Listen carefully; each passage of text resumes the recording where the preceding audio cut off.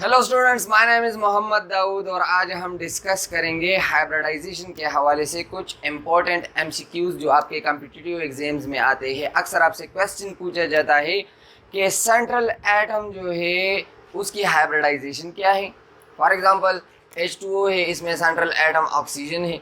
अब oxygen sp2 hybridise है, sp3 है या sp है या IF7 है। IF7 में आयोडीन की हाइब्रिडाइजेशन क्या है बताएं। इस तरह क्वेश्चन आते हैं। या फिर आपसे पूछते हैं कि एक कार्बन sp2 हाइब्रिडाइज है, दूसरा जो है वो sp हाइब्रिडाइज है, उसका बॉन्ड स्ट्रेंथ जो है बताए कौन सा ज़्यादा स्ट्रांगर होगा, या sp हाइब्रिडाइज ऑर्बिटल ज़्यादा इलेक्ट्रोनेगेटिव होगा या sp2 होगा। या फिर एसिडिटी के हवाले से आपसे क्वेश्चन पूछे जाते हैं जो ऑर्गेनिक केमिस्ट्री आपने पढ़ी हुई है, स्पेशली वहाँ पर ये बहुत ज़्यादा इंपॉर्टेंट है। तो आज हम ये सारी चीज़ें डिस्कस करेंगे। वीडियो को लास्ट तक देखिए। हाइब्रिडाइजेशन पर हमने एक डिटेल वीडियो भी बनाई हुई है।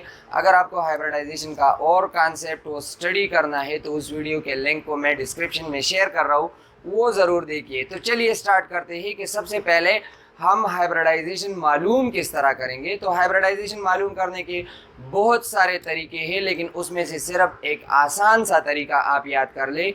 ये वाला फार्मूला ये आपने याद करना है। इससे आप सेंट्रल एटम जो है, कोई भी सेंट्रल एटम हो, उसकी हाइब्रिडाइजेशन को मालूम कर सकते हैं। यहाँ पर Z क्या चीज़ है? Z is called steric number, या फिर Z को आप बोल सकते हो E+L, या फिर Z को आप बोल सकते हो bond pair plus lone pair. मतलब ये कि अगर CH4 है, इसमें सेंट्रल एटम कार्बन है, तो कार्बन की Z वैल्यू अगर 4 है तो इसका मतलब है कि कार्बन के पास 4 बॉन्ड पेयर और लोन पेयर के जमा करने से कार्बन के पास वो 4 वैल्यू आती है कार्बन की। तो यहाँ पर वो दिख रहा है कि कार्बन के पास 4 बॉन्ड इसने बनाए हुए हैं, तो चारों के चारों बॉन्ड पेयर है, लोन पेयर इसमें कोई नहीं है। तो Z की वैल्यू बहुत ज़्यादा इंपॉर्टेंट है। और फार्मूला क्या है हाइब्रिडाइजेशन को मालूम करने का? 1/2 valence shell electrons of central atom. Central atom के पास वैलेंस शेल में कितने इलेक्ट्रॉन होते हैं? फॉर एग्जांपल कार्बन की इलेक्ट्रॉनिक कॉन्फ़िगरेशन है 1s2 2s2 2p4, तो 2s में 2 इलेक्ट्रॉन, 2p में कितने इलेक्ट्रॉन हैं? 2s2 2p2 सॉरी 2p में 2 इलेक्ट्रॉन है, तो टोटल वैलेंस शेल में कार्बन के पास 4 इलेक्ट्रॉन है। तो आपको पता होना चाहिए कि सेंट्रल एटम के पास वैलेंस शेल में कितने इलेक्ट्रॉन है। ग्रुप नंबर से आपको पता चल जाता है। कार्बन ग्रुप 4 में है तो 4 इसके पास वैलेंस शेल में इलेक्ट्रॉन है। इस तरह ऑक्सीजन के पास वैलेंस शेल में 6 इलेक्ट्रॉन होते हैं अगर ऑक्सीजन सेंट्रल एटम है। आयोडीन 7 नंबर ग्रुप से है तो आयोडीन के पास 7 इलेक्ट्रॉन होंगे वैलेंस शेल में। इस तरह अगर ज़ेनान आ जाए तो ज़ेनान के पास 8 होंगे। इसी तरह प्लस एनी नेगेटिव चार्ज, अगर आपके पास इस तरह सिचुएशन आ जाए कि SO4 -2, तो यहाँ पर आपने 2 को ऐड करना है, माइनस साथ में नहीं लिखना, नेगेटिव चार्ज को प्लस करना है। मतलब अगर -2 चार्ज है तो +2, माइनस पॉजिटिव चार्ज, अगर आपके पास पॉजिटिव चार्ज आ जाए जिस तरह H3O प्लस है, अगर ये आ जाए तो फिर आपने प्लस को ऐड करना है, +1 है तो इस +1 को आपने यहाँ से माइनस करना है फार्मूले में। और plus monovalent atoms attach with central atom. Central atom के पास कितने एटम्स? वो सिंगली बॉन्डेड है। मोनो मीन्स 1, मोनोवेलेंट जो सिंगल कोवेलेंट बॉन्ड बनाते हैं सेंट्रल एटम के पास। यहाँ पर देखिए मीथेन के पास 4 मोनोवेलेंट एटम्स हैं, 4 हाइड्रोजन है। हाइड्रोजन चूंकि एक ही बॉन्ड बनाता है। तो चलिए स्टार्ट करते हैं इस पर कुछ एग्जाम्पल्स। ये आपको समझ आ चुका होगा तो इसको मैं मिटा देता हूँ। पेन और कापी उठा लीजिए और इन पॉइंट्स को अपने साथ नोट करिए क्योंकि ये बहुत ही ज़्यादा इम्पोर्टेंट है। सबसे पहले H2O में ऑक्सीजन की हाइब्रिडाइजेशन। ऑक्सीजन जो है Z वैल्यू निकाले, so Z equals to 1/2 valence shell electrons of central atom. Oxygen central atom है तो ऑक्सीजन के पास ग्रुप 6 है तो 6 इलेक्ट्रॉन है, तो 6 प्लस एनी नेगेटिव चार्ज, इस मॉलिक्यूल पर कोई नेगेटिव चार्ज है नहीं है। यहाँ पर एनी पॉजिटिव चार्ज नहीं है, माइनस नहीं कर सकते।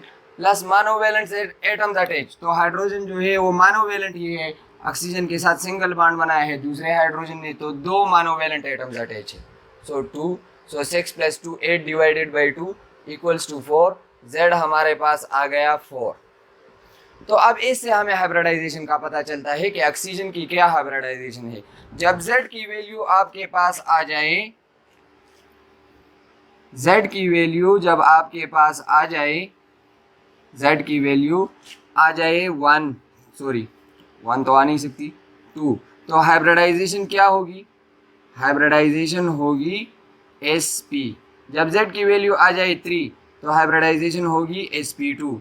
जब Z की वैल्यू आ जाए 4 तो हाइब्रिडाइजेशन होगी sp3। 5 sp3 और D, 6 sp3d2, 7 sp3d3, इस तरह 8 एंड सो ऑन sp3d4। लेकिन यहाँ तक हमारा वो काम चल जाता है 7 तक। लेकिन तरीका आपको याद होना चाहिए कि किस तरह हमने इसको वो मालूम करना है। अब यहाँ पर देखिए Z की वैल्यू क्या गई 4, तो हाइब्रिडाइजेशन क्या है sp3, p के 3 और s के 1। सो H2O में ऑक्सीजन जो है वो है sp3 हाइब्रिडाइज्ड। समझ आ गई आपको? अब यहाँ पर देखिए next example, beryllium chloride NH3IF7, उसकी निकाल लेते हैं। BeCl2 में सेंट्रल एटम की हाइब्रिडाइजेशन, BeCl2 बेरिलियम की हाइब्रिडाइजेशन निकाले। Z value 1/2। बेरिलियम के पास, बेरिलियम की इलेक्ट्रॉनिक कॉन्फ़िगरेशन है 1s2 2s2। वैलेंस शेल में 2 इलेक्ट्रॉन है सेंट्रल एटम के पास, सो 2 प्लस कोई पॉजिटिव कोई नेगेटिव चार्ज नहीं है। Monovalent atom attach, chlorine monovalent वो सिंगल बॉन्ड ही बनाता है। सो 2, सो आ गया 4 डिवाइडेड बाई 2 इक्वल्स 2। तो sp हाइब्रिडाइजेशन, बेरिलियम की हाइब्रिडाइजेशन क्या है? Z वैल्यू आपके पास आ गई 2, तो बेरिलियम की BeCl2 में हाइब्रिडाइजेशन है 2। इसी तरह आप देखें NH3 में नाइट्रोजन की हाइब्रिडाइजेशन क्या होगी, निकाले।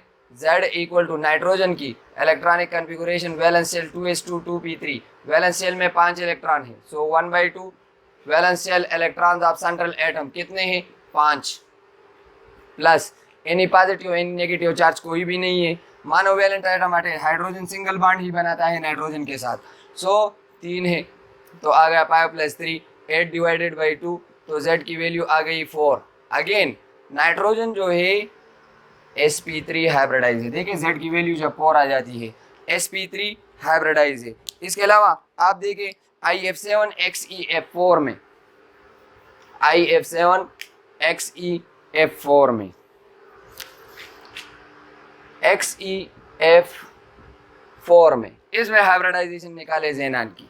अब सेंट्रल एटम के बारे में हमने पढ़ा हुआ है कि सेंट्रल एटम को हमने किस तरह वो आइडेंटिफाई करना है, जो सबसे कम हो, लीस्ट इन नंबर हो। ये अपने साथ नोट कर ले, अगर आपने पिछली वीडियो वो लियो स्ट्रक्चर वाली वीडियो नहीं देखी तो उसमें हमने कहा था कि सेंट्रल एटम को आपने किस तरह आइडेंटिफाई करना है। इन दोनों में मुझे किस तरह पता चलेगा 2 हो 3 हो 4 हो कि सेंट्रल एटम कौन सा है, जो लेस इन नंबर हो, जो सबसे कम हो। इसमें देखिए ये वाला, अगर लेस इन नंबर 2 की तादाद वो सेम हो तो फिर किस चीज को देखेंगे, फिर देखेंगे लेस इलेक्ट्रोनेगेटिव को। फिर अगर लेस इलेक्ट्रोनेगेटिव आपको ना मिले तो फिर आपने क्या देखना है, फिर आपने देखना है किस चीज को, लार्जर साइज, जिसका साइज लार्जर है। और उससे भी काम ना चले तो फिर आपने देखना है फाइनली Z एटॉमिक नंबर को, Z नंबर, जो लार्जर Z नंबर होगा जिसका, वो सेंट्रल एटम होगा। लेकिन मोस्टली हमारा काम इन दो से वो बन जाता है कि सेंट्रल एटम कौन होगा, जो सबसे कम तादाद में होगा या सबसे कम इलेक्ट्रोनेगेटिव होगा, वो सब। तो इसमें देखिए सबसे कम तादाद में ज़ेनान है, तो ज़ेनान हाइब्रिडाइजेशन निकाले। ज़ेनान जो है सेंट्रल एटम है, ज़ेनान की हाइब्रिडाइजेशन क्या होगी इसमें, निकाले 1/2 valence shell electron of central atom xenon के पास वैलेंस शेल में 8 इलेक्ट्रॉन होते हैं। समझ में आ रही है? ग्रुप 8 से 8 electron, noble gases. So plus any positive any negative charge कोई नहीं है। Monovalent atom attach, chlorine single bond ही बनाता है, तो कितने हैं 4 है, 4 क्लोरीन है, तो 4 मोनोवेलेंट एटम अटैच। सो 8 + 4 आपके पास आ जाएगा 12 डिवाइडेड बाई 2, z की वैल्यू आ गई आपके पास 6। तो देखिए यहाँ पर हाइब्रिडाइजेशन क्या होगी, sp3d2, sp3d2, xenon is sp3d2 hybridized in XeF4। अब देखिए इसी तरह इससे रिलेटेड IF7 का मैंने बताया, IF7 इसमें हाइब्रिडाइजेशन निकाले आयोडीन की, लेसन नंबर है आयोडीन के हाइब्रिडाइजेशन। ये बात याद रखें, हाइब्रिडाइजेशन हम हमेशा सेंट्रल एटम की मालूम करते हैं। तो IF7 में आयोडीन की हाइब्रिडाइजेशन क्या होगी, Z वैल्यू निकाले 1/2, आयोडीन ग्रुप नंबर 7 से है, plus any positive any negative charge कोई भी नहीं है, मोनोवैलेंट एटम्स अटैच 7 है, तो 7 + 7 14 डिवाइडेड बाई 2, Z की वैल्यू आ गई 7।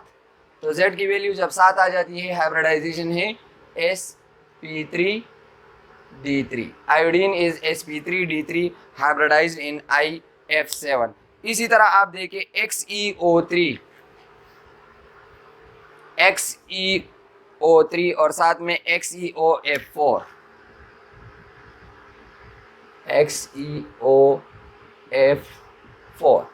ये रिपीटेटिव क्वेश्चन है, अक्सर इस तरह आपको पेपर में आते हैं, तो आप लोग फिर कंफ्यूज होते हो। कंफ्यूज होने की कोई ज़रूरत नहीं है, मैंने आपको तरीका सिखाया है कि ज़ेनान की हाइब्रिडाइजेशन इसमें क्या होगी, इसमें क्या होगी। Z वैल्यू निकाले, Z = 1/2, ज़ेनान ग्रुप नंबर 8 से है, आपको पता होना चाहिए 8, कोई पॉजिटिव कोई नेगेटिव चार्ज नहीं है, मोनोवैलेंट एटम्स अटैच। यहाँ पर वो ऑक्सीजन जो है वो डबल बॉन्ड के थ्रू अटैच होता है, ये मोनोवैलेंट नहीं है, इस वजह से यहाँ पर कोई मोनोवैलेंट एटम अटैच नहीं है, कोई पॉजिटिव कोई नेगेटिव चार्ज भी नहीं है।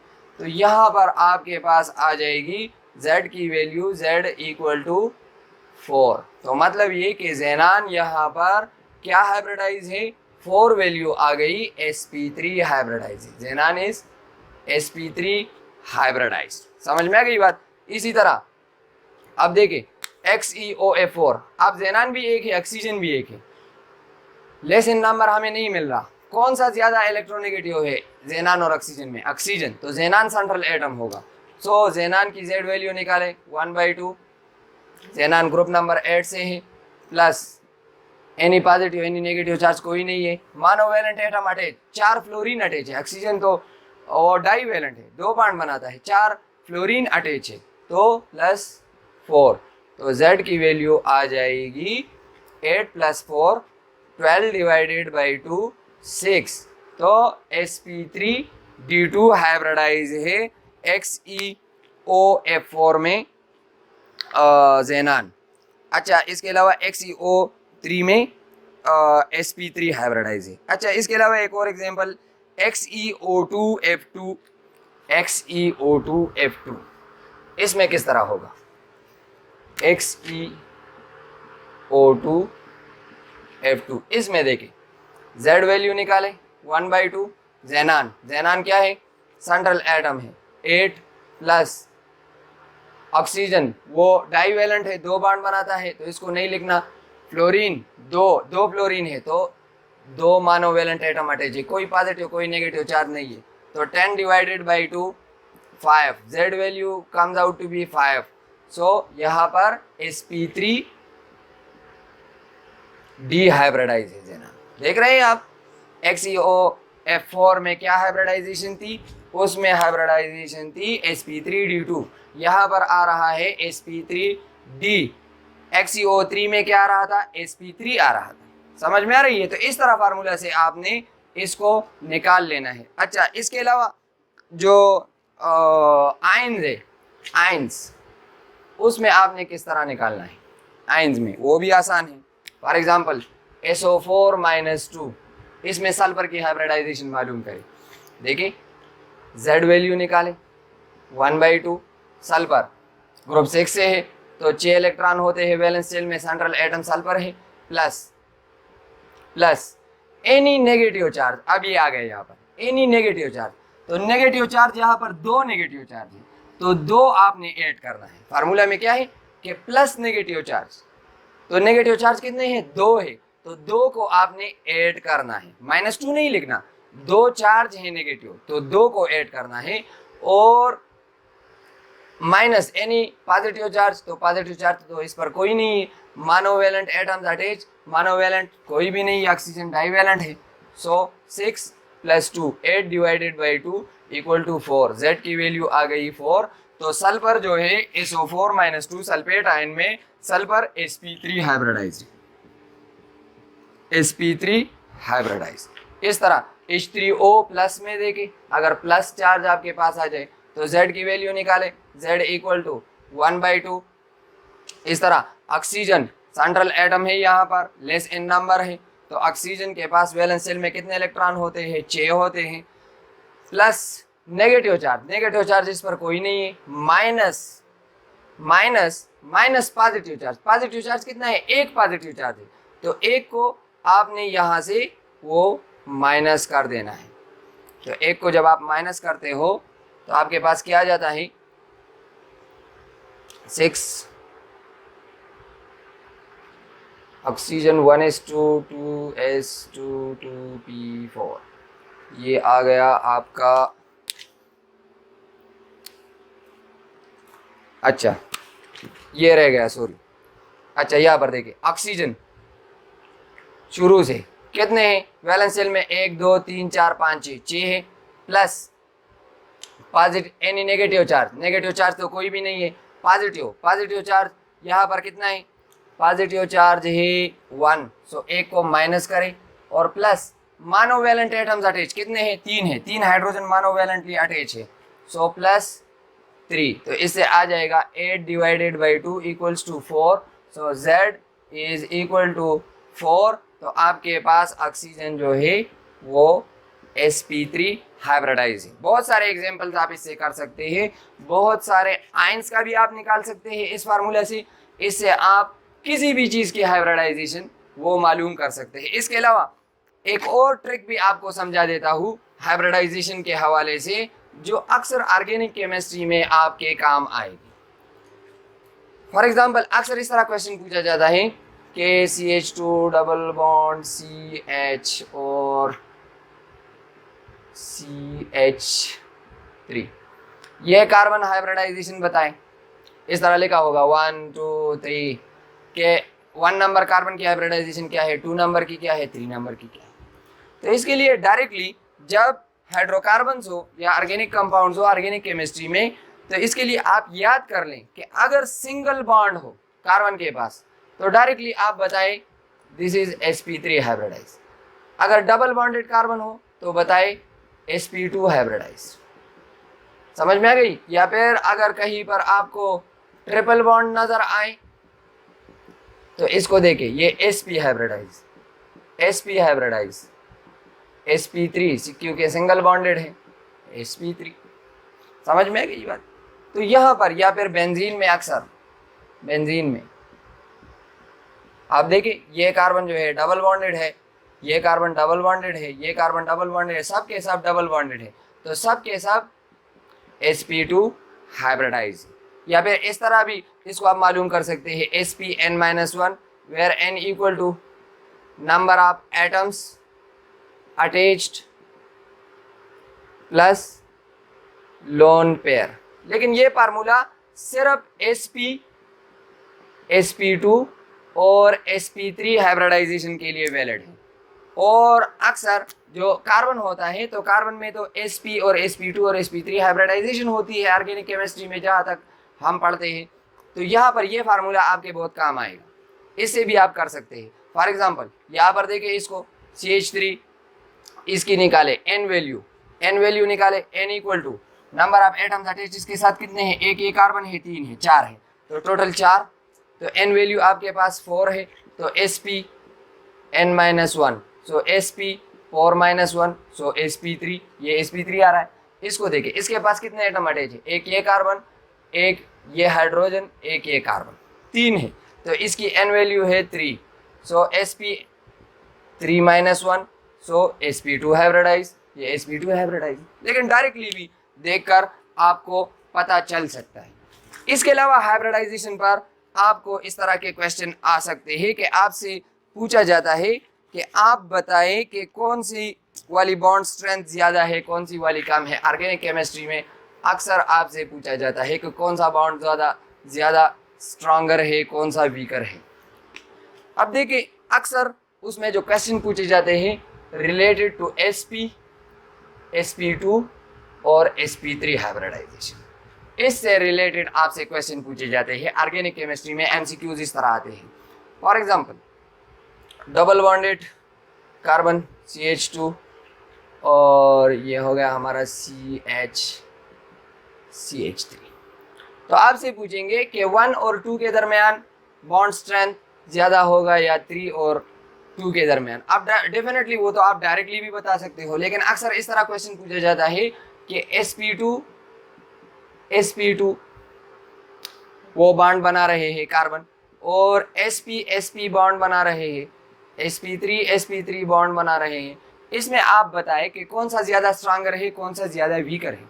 तो यहाँ पर देखिए sp हाइब्रिडाइजेशन में s कैरेक्टर जो होता है, s कैरेक्टर sp हाइब्रिडाइजेशन में होता है हाइब्रिडाइज ऑर्बिटल में 50%, sp2 में होता है 33%, 33.33%, sp3 में होता है 25%। तो जितना s कैरेक्टर ज़्यादा होगा उतना वो बॉन्ड स्ट्रॉन्गर होगा। क्यों? क्योंकि s ऑर्बिटल जो है वो न्यूक्लियस के नज़दीक है, उसका साइज स्मॉल है, तो जितनी उसका कैरेक्टर ज़्यादा होगा उतना बॉन्ड स्ट्रॉन्गर होगा। तो डायरेक्टली आप बताएं कि sp is stronger than sp2 which is stronger than sp3 bond. समझ में आ रही है? इलेक्ट्रोनेगेटिविटी के हवाले से अक्सर आपसे पूछा जाता है कि कौन सा ज़्यादा इलेक्ट्रोनेगेटिव होगा, कौन सा कम। सो sp hybridized orbital is more electronegative than sp2 which is more electronegative than sp3। Acidity के बारे में पूछा जाता है तो ये भी अपने साथ नोट कर ले कि sp hybridized orbital is more acidic than sp2 which is more acidic than sp3। ये एसिडिटी हो गई, एसिडिटी समझ में आ रही है, और ये हो गई इलेक्ट्रोनेगेटिविटी। अब इलेक्ट्रोनेगेटिविटी जितनी वो ज़्यादा होगी, जितनी इलेक्ट्रोनेगेटिविटी ज़्यादा होगी उतनी एसिडिटी भी ज़्यादा होती है, क्योंकि इलेक्ट्रोनेगेटिविटी एसिडिटी को भी हम in terms of electron pair exception वो डिफाइन कर सकते हैं। फॉर एग्जांपल यहाँ पर इलेक्ट्रोनेगेटिव ज़्यादा sp क्यों है? क्योंकि sp जो है sp इसमें s कैरेक्टर ज़्यादा है, तो s कैरेक्टर ज़्यादा होने की वजह से ये शेयर्ड पेयर ऑफ इलेक्ट्रॉन को ज़्यादा अपनी तरफ खींचेगा। समझ में आ रही है? न्यूक्लियस की ज़्यादा नज़दीक है, ज़्यादा खींचेगा। इस तरह sp2 उससे थोड़ा कम और sp3 उससे कम। इसी तरह एसिडिटी भी आप इस तरह डिफाइन कर सकते हैं in terms of attraction of shared pair of electron. समझ में आ रही है? इस तरह तो sp will be more acidic then sp2 will be more acidic then sp3। I hope आज की वीडियो आपको पसंद आई होगी। इस तरह की मज़ीद वीडियोस के लिए हमने ये चैनल बनाया हुआ है। आपकी फीडबैक और सजेशंस वो इंतहाई इम्पोर्टेंट है इम्प्रूवमेंट के हवाले से, वीडियोस के हवाले से। आपके कोई भी क्वेश्चन हो, कोई भी सजेशन हो तो हमें कमेंट बॉक्स में ज़रूर बताइए। Thank you very much.